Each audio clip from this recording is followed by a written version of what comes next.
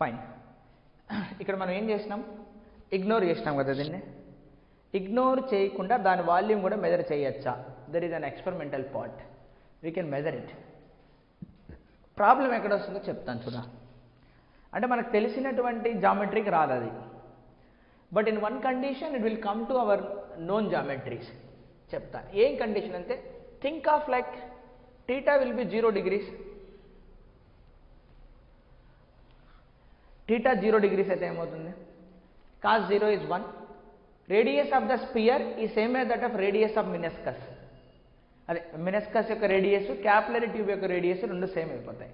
అంటే theta 0 కావాలి అంటే లిక్విడ్ అనేది ఎలా ఉండాలి ఇక్కడ, what should be the shape that will be, అది అనేది ఎలా ఉండాలంటే ఇంకా ఇట్లుండి పోవాలి అంతేనా, లిక్విడ్ అంతేనా, అట్లుండి పోవాలా. అంటే దీని కింద టచ్ అవ్వాలి అది ఇట్లా, అర్థమవుతుందా నేను చెప్తుంది. ఇంకా అది ఉండకూడదు అన్నట్టు, ఇంకా it will be like this, ఇట్లా ఇట్లా మొత్తం. ఇంకా టాప్ కూడా తీసేస్తా కొద్దిగా.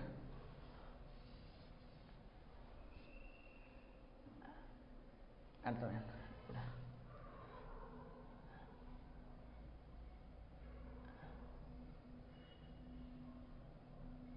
అది అదే ఇట్లా అయిపోవాలి, ఇట్లా అర్థమైందా. And this is the liquid trapped. ఇక్కడ ఈ గ్యాప్ అనేది ఏం చేసావా, ఆ గ్యాపే మనకు అది లిక్విడ్, అంతేనా. ఇప్పుడు ఈ రెండు మెర్జ్ అయిపోయినాయి, ఇక్కడ రేడియస్లు మెర్జ్ అయిపోయినాయి కదా, ఇంకంతే కదా. ఇప్పుడు theta 0 అంటే ఇది ఇక్కడికి వచ్చేసినట్టే, అంతే కదా. theta 0 అంటే అదే అక్కడికి వచ్చేసినట్టు, r is equal to r అని. సో అది అక్కడికి వచ్చేసింది, ఆ మెనిస్కస్ ఎక్కడైతే ఉందో అది ఆ మెనిస్కస్ దగ్గరికి వచ్చేసింది. So let me draw clearly,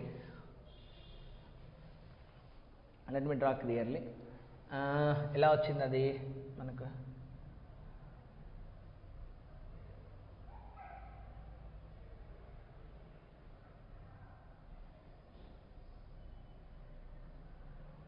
అంతేనా. హెమీస్పియర్ ఫామ్ అవుతుంది, half of the sphere form అయినట్టే కదా. ఇంకా అంటే ఈ రెండు బ్యాలెన్స్ అయిపోయినాయి, అంటే ఇది ఇక్కడ, అంటే అప్పుడు ఈ హైట్ కూడా ఏమైనట్టు మనకు, రేడియస్ అయినా ఆర్, అంతేనా. సో ఇది కూడా ఏమైనట్టు ఇప్పుడు ఆర్. ఇది ఎప్పుడు పాసిబుల్ అవుతుంది, ఓన్లీ హెమీస్పియర్ కేసులో మాత్రం పాసిబుల్ అవుతుంది. మనకు కావాల్సిన లిక్విడ్ ఇక్కడ ఉంది, 0 ఆఫ్ కోర్స్.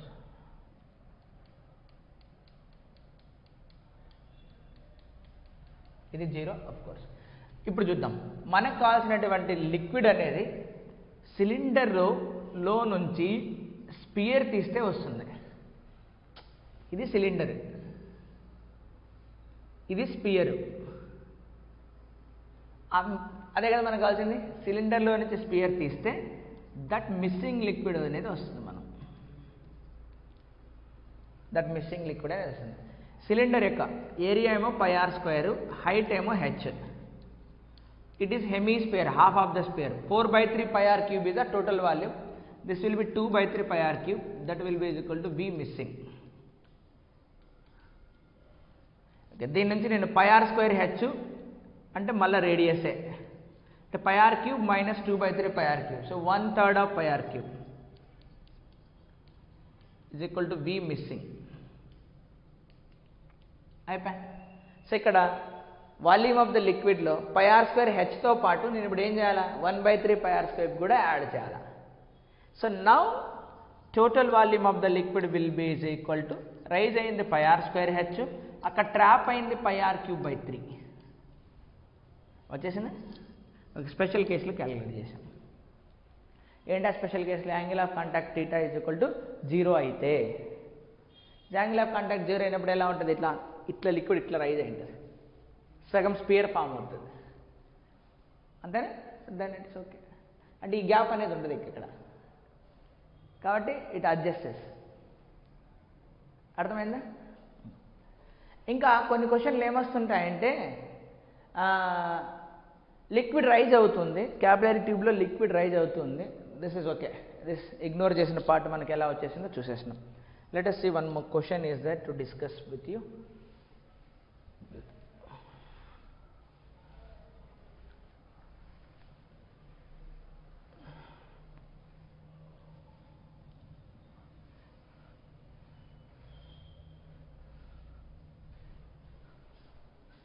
సపోజ్ లిక్విడ్ ఉంది, it is raised in a capillary tube.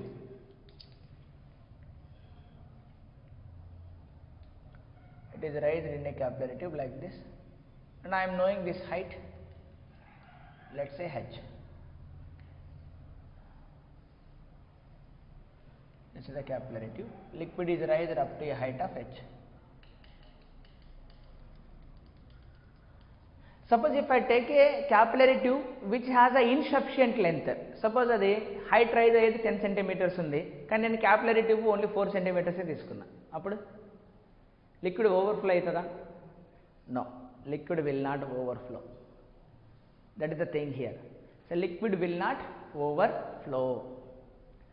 So capillary tube of insufficient length, if I take it, then liquid will not overflow. Liquid will not overflow in a capillary tube of insufficient length. Okay, so appudu em avutundi, then what will be the thing will be here. So em ochindi manaku formula. So insufficient length,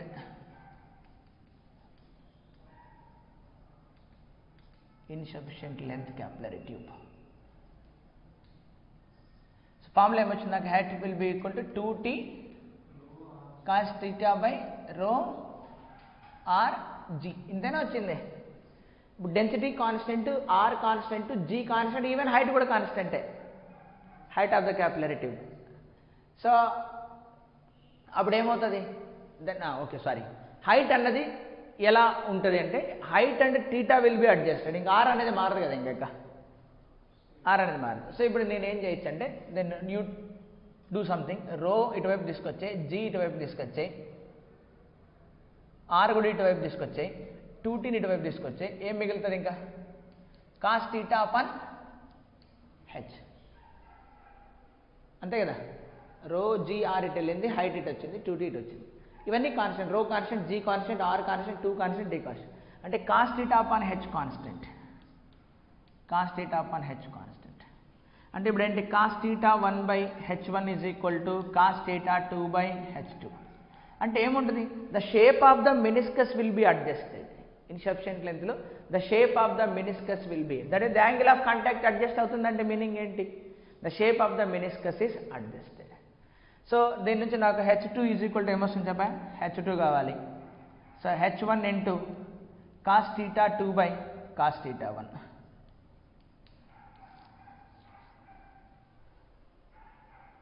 అంతేనా. So shape అన్నది suppose ఇలా ఉండింది, ఇలా ఉన్న space shape, so angle of contact almost జీరోలో ఉన్నది, ఇలా అవుతుంది, ఇంకా ఇలా అవుతుంది. అంటే యాంగిల్ ఆఫ్ కాంటాక్ట్ అది ఏం చేసుకుంటుంది, అడ్జస్ట్ చేసుకుంటుంది. So the angle of contact is adjusted. Here angle of contact will be like this, దీని టాంజెంట్ ఇది. Here angle of contact will be like this. So here angle of contact will be like this. So ఒకనొక స్టేజ్కి theta 90 అయిందనుకో, theta will be 90 అయిందనుకో, అప్పుడు theta 90 అయితే height raised ఏమవుతుంది, ఇంకా ఫర్దర్గా 0. అంతే, హైట్ రైజ్డ్ విల్ బి 0, ఇంకా రైజ్ కాదు, అంతే. అర్థమైందా, that's it. So insufficient length తీసుకున్నప్పుడు మనకేంటంటే liquid will not overflow. So insufficient length, liquid will not overflow, liquid will not overflow. ఏం జరుగుతుంది, అది meniscus will adjust it's shape. Shape అంటే రేడియస్ ఆఫ్ కర్వేచర్ని అడ్జస్ట్ చేసుకుంటుంది. Okay, for example instead of straight you kept the capillary tube with some angle, capillary with some angle, capillary with some angle, capillary not vertical, capillary మనం not vertical, capillary మనం vertical గా పెట్టలే. So we kept with some angle. ఆ కేసులో ఏం చేయాలి,